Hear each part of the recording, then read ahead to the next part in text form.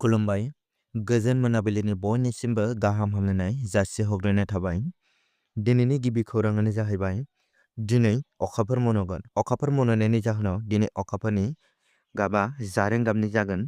बे फिनजाथायखौ नर्थ इस्टनि खायसे जायगानिफ्राय मोनाबिलिनि 5:22 रिंगासो समाव नुनो मोननाय जागोन।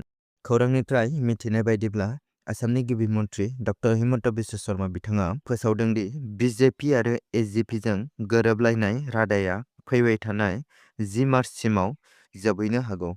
खौरांनिफ्राय मिथिनाय बायदिब्ला मुंदांखा मेथाइ खनगिरि जुबिन गार्गनि थैनायनि दायाव बिजिरसालिया एसआइटिनि मावखान्थियारि गोरोन्थिखौ नोजोर होनानै दायनिगिरि श्याम कानु महन्तनि बेंक एकाउन्टखौ फ्रिज खालामनो बिथोन होयो।